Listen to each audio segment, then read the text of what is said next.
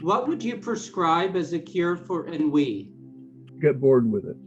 Well, hatred's pretty effective. Well, yes, I mean, sure. But I don't know. Maybe you just have to have enough. Well, it's just another one of those cases of why should you be bored? Isn't there something you would like to do? Yeah, exactly. Can't you do that? Yeah, you could get bored of being bored. What is it that bored people or boring people? Something like that. And of course, you need to inquire into why, in fact, you are bored. Of course. Is there nothing that interests you? Is there nothing you enjoy? Is there nothing that you want to celebrate? Right, right. Yeah, I don't know if there is a single cure other than self-knowledge and Yes. determination to see things as clearly as you can. It is possible to get bored when one is following the same routine day in and day out, because sometimes when we are, inundated with regular stuff and we don't allow change or embrace change. I mean, change is always there, whether we allow it or not, but we don't embrace the change, then I feel like whatever we do, it's hard to find meaning in it. And that's what leads to boredom. If you're doing something without any meaning behind it, it's going to be boring. So it's one way to avoid that is to change things up little by little. If it's a routine that you're doing it for a decade, change it up. Or even, if you're eating the same food, you're going to be bored. So change it up. Even if it's the best food, even if it's your favorite cuisine, one will still get bored eating the same thing again. I once ate the same sandwich for lunch for about a year. Have you changed the seasoning on it? No, I just no longer get food from that place. This is completely off topic, but there's an author I like who, in his autobiography, said that for breakfast, lunch, and dinner, from the time he was in college till the time he died at the age of 112, he would eat the exact same thing, which was a piece of bread soaked in a bowl of milk with orange marmalade on top. Maybe that's a secret to longevity. Yeah, well, he may have started off with a pretty strong pancreas. Right, and one rule doesn't apply to all. And I think that's the point. We have to find what keeps us going. Well, the question was, did you find it boring? No. No, I didn't find that sandwich boring. Because I liked the way it tasted, and I only had to eat it for a short amount of time, not long enough to get bored. And every day it was new. Well, it's I think it's an attitude. There's certainly, in terms of food I sometimes do eat every day for a while because I enjoy it, not because it's boring, not because I'm worried about being bored. Yeah, I mean, I could eat chocolate every day. And it wouldn't be boring. No, it wouldn't. I mean, now we're getting to the heart of it. Why is that? Because you enjoy it. Well, yes. So it's important to do something that you enjoy, that tastes good. Yeah, I think chocolate gives me a dopamine rush of some kind, and I want more and more of it. It's just that when you have something that is so satisfying and enjoyable. Isn't that the theobromine in it? No. No? No. No, it's the ground up cacao. Yeah. But it's just good. So what would you prescribe as a cure for ennui? Chocolate. Look around. Yeah, well, and ask the question, what's wrong with the present moment? And remember that the ennui is yours. It's not an attribute of the environment you're in. And then you can see it as something that you might like to be without, that you might be able to be without, if it's yours.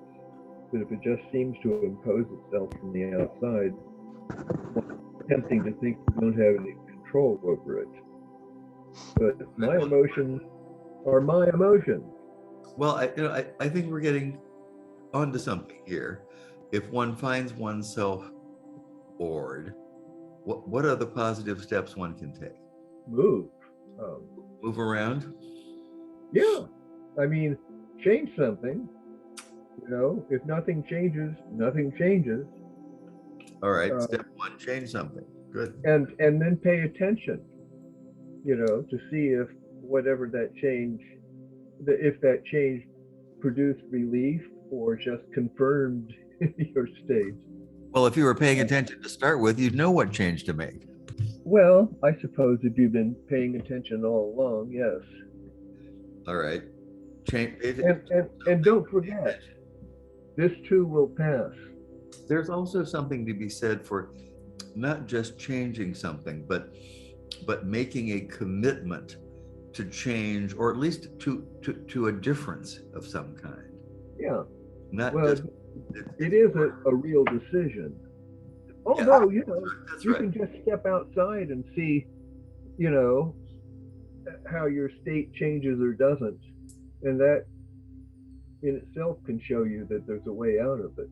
I think, Sheikh al-Bashir, both you and Saida Zainab are onto something there. But I think there's the important caveat that there are people that experience boredom, start to change things, realize it helps, but then they get stuck again, and then they become almost as addicted to change as Sidi Talha is to chocolate. Yeah. Yes, well, change is not necessarily a substitute for psychotherapy. Right.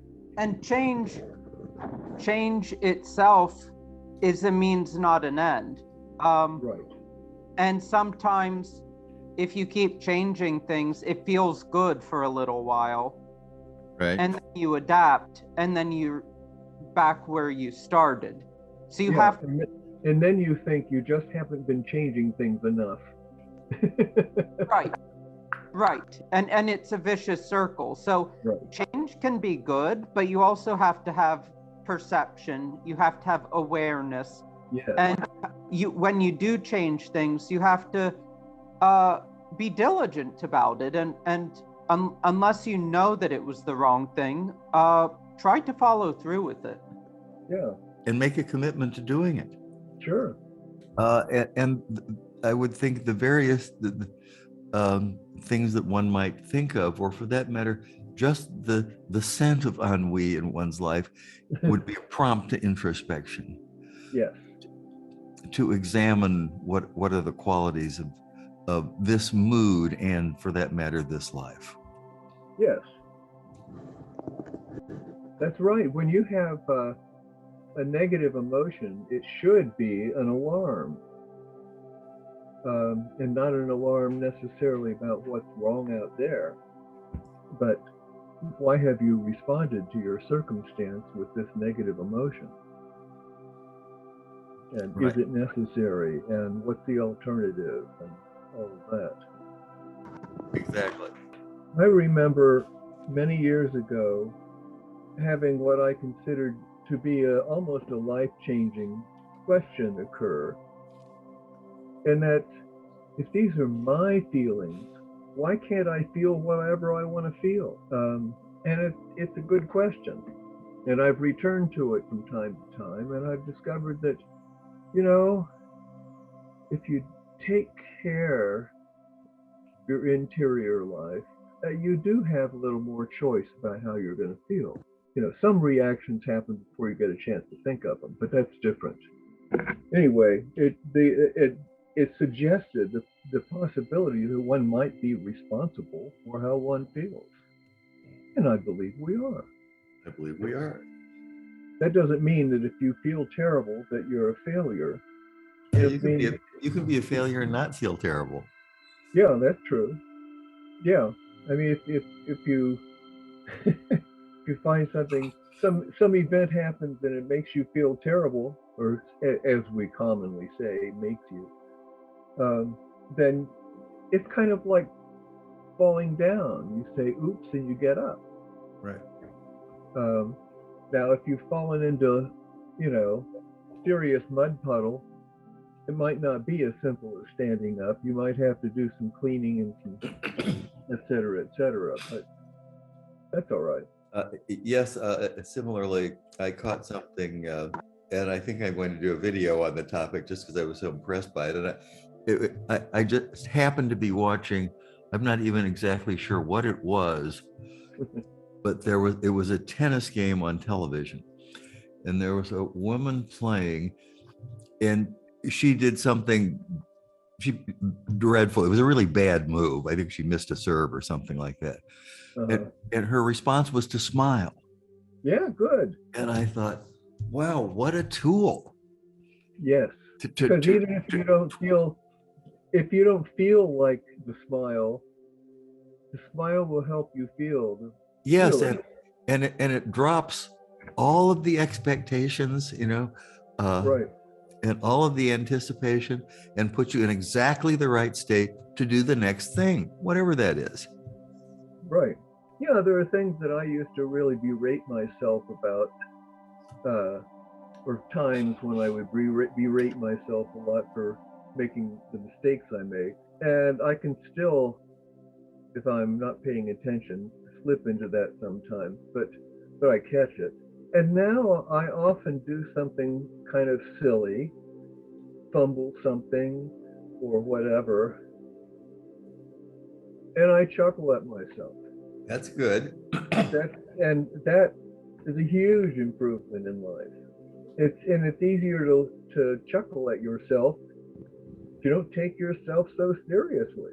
It's interesting that you mention this, because I was reading something from someone who said, he felt like everyone in the modern world spiritually is torn in two, that it's this kind of spiritual schizophrenia where on the one hand, everything inside of you is saying that there is something out there, whatever you want to call it. And the whole of modern society is saying there's nothing, it's just science. But he couldn't really take any of these different traditions seriously. He wanted to believe in all of them, but he couldn't come into that living relationship with God, even though he tried, joining a Christian monastery. He tried various forms of Hinduism, but he was like, it's so serious. It's like spiritual science.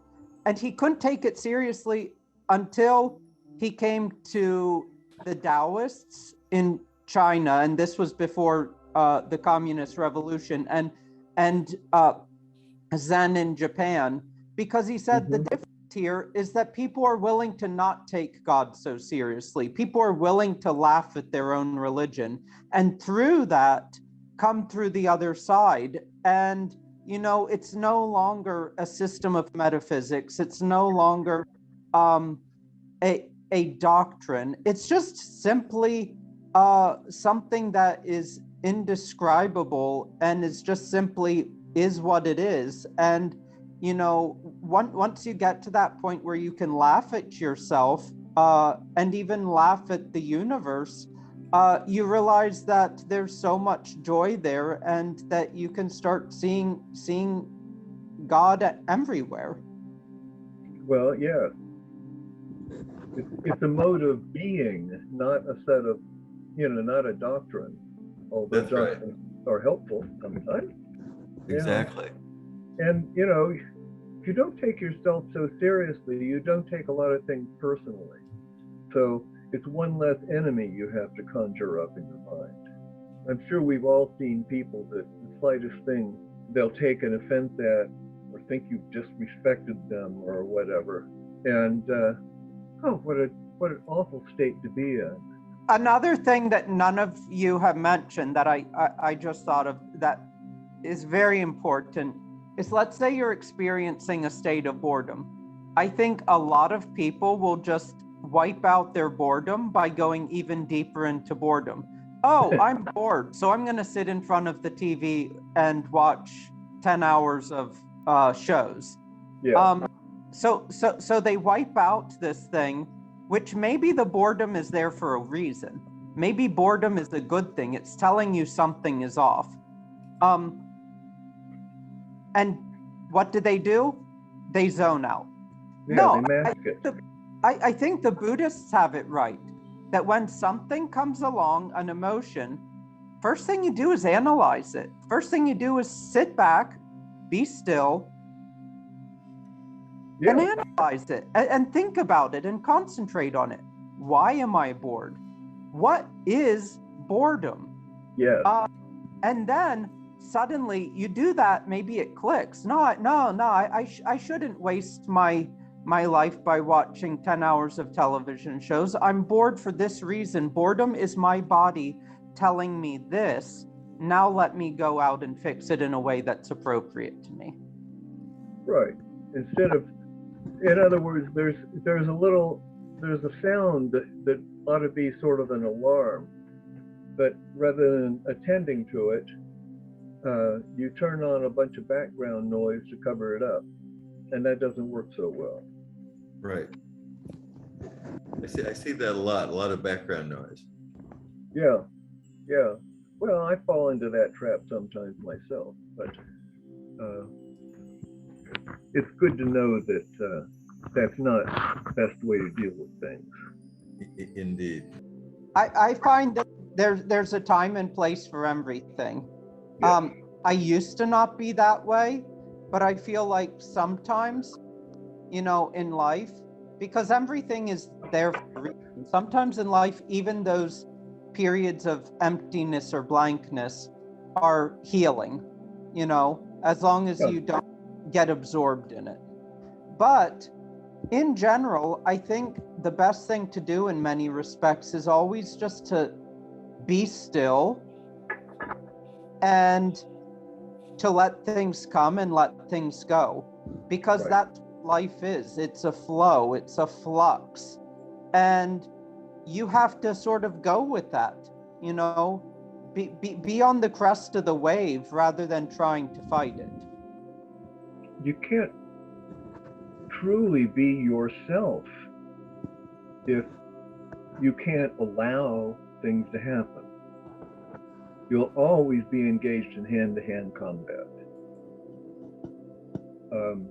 So, yeah, when something comes along, you sit with it and see what it has to show you, and in the process, you are separate from the thing. If you interrogate it. And so many times when I was younger, I would fight with things. And let's say in my reading, I would be like a intellectual kshatriya fighting with everyone that I'm reading, and eventually I realized that's not getting me anywhere, because I'm not growing, because I already feel these are my opinions. I accept these opinions. I reject these opinions. But if instead I let these words wash over me, sometimes I come out the other side the same and realize, you know what? These people were wrong. Other times I find myself surprised and shocked that, by allowing everything to just wash over me, sometimes, not often, but sometimes come out the other side a changed person, a better person, that in the most unexpected ways. But you need to allow it to happen. Yes, allowing is huge. Allowing is very huge. And of course, you don't want to allow everything if you have anything to say about it, but it's kind of like acceptance. People don't want to accept certain things in life. Well, there they are. You don't really have much choice. You can argue with it, but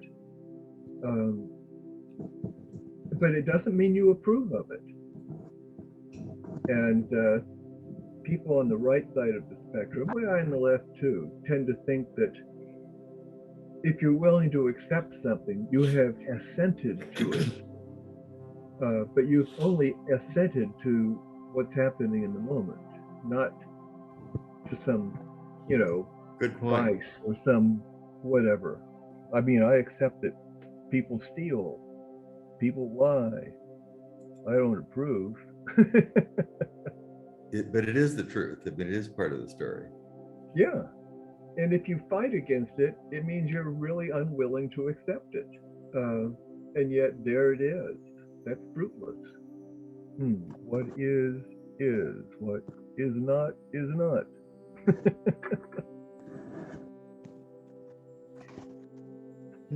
Sounds familiar. Yes, it does. And that comes to mind from time to time, and I still appreciate it. Yes. And it's always true. Yeah. So, if we go much longer on this question, maybe our audience will be bored. So we'll defeat the point of the question. We certainly wouldn't want that. No. Do you have a white whale? And if so, what is it? I had a goldfish once. Know that I do so much anymore. Well, I do have white whales in my life. All right. Well, good. Is it necessary, do you think? I don't think that's the question. Oh, all right. Yeah, the question is, do you have it? Yes, and I take a white whale as something that that one is pursuing. Yes.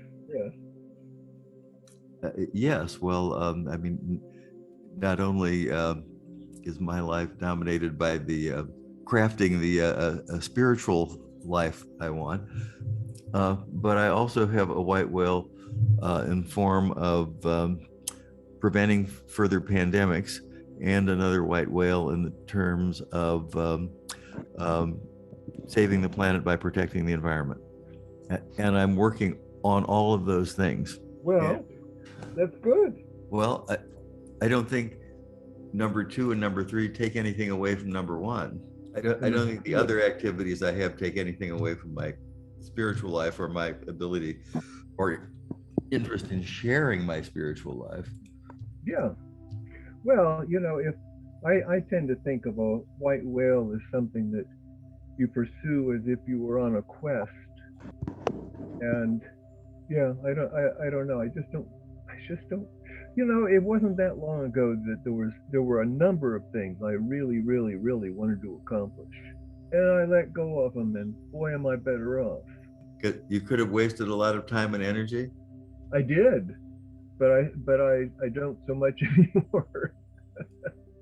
I can't say it was a waste, but I don't want to spend my time that way now. I mean, I think of poor old Ahab, and how he finally sacrifices himself in the quest for the whale. And we need things like that.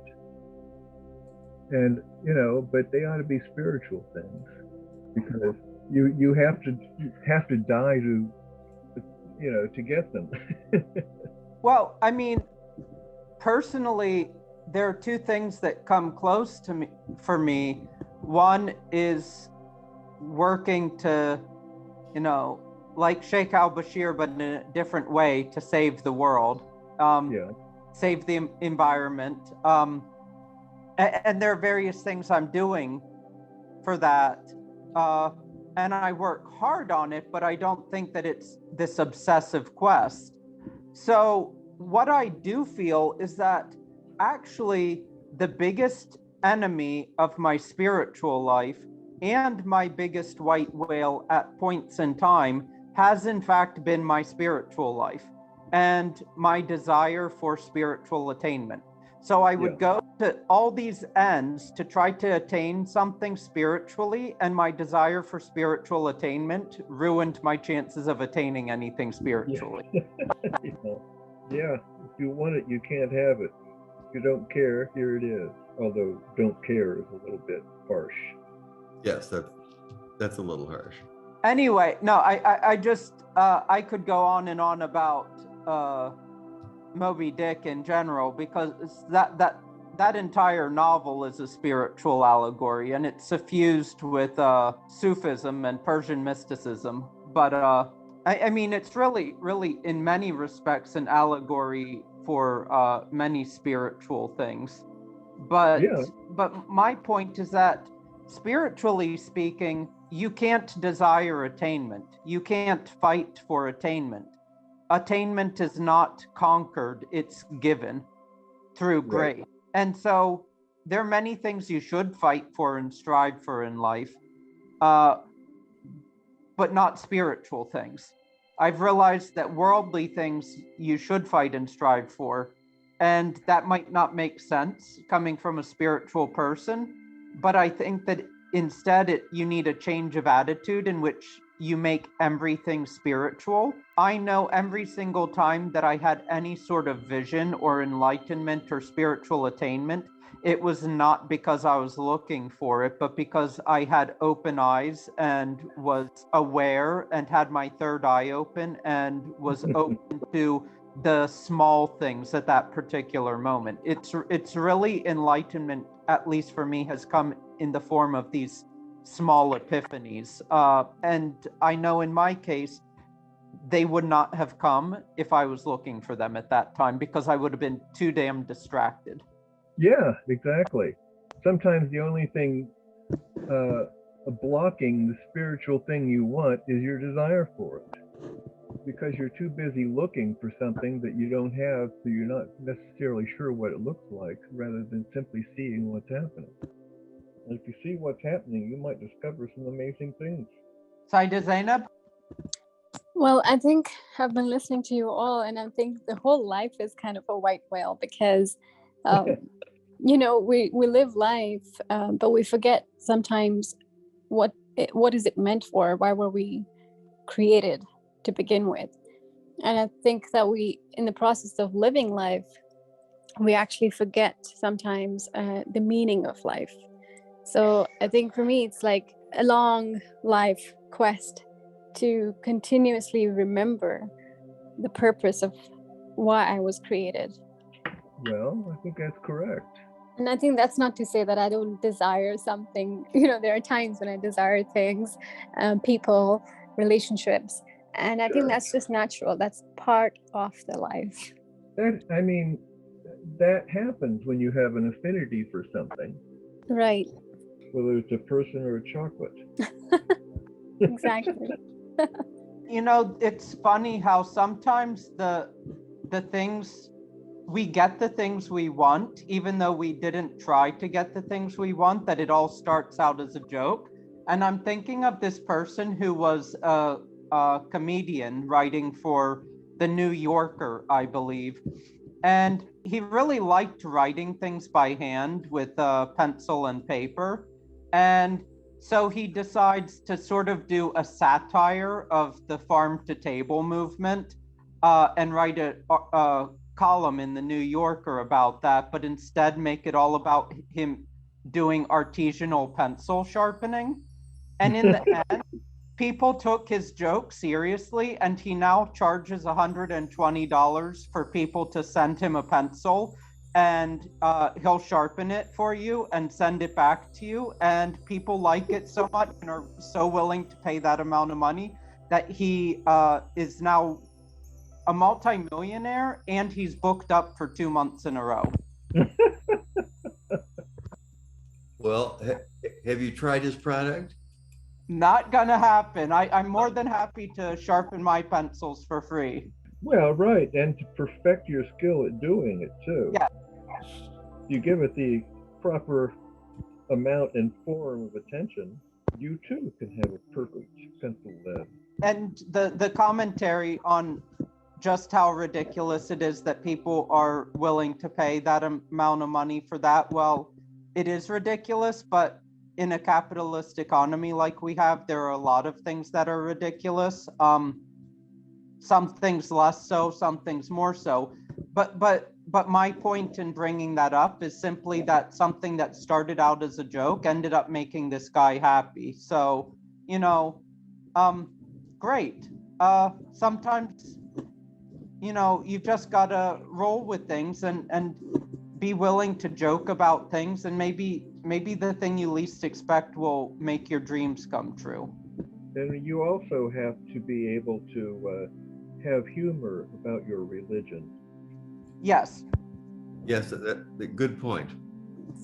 And that's what I like so much about the Japanese Buddhists, not the other Buddhists, because they're rather serious, but the Japanese Buddhists, the Taoists, and certain forms of Christianity. It's funny how a lot of Christianity is really serious, but there is in certain strains of Orthodoxy and Catholicism that almost kind of Zen humor. And that's great, because I think religion is so much more fun and so much more human, and relatable when you can laugh at it.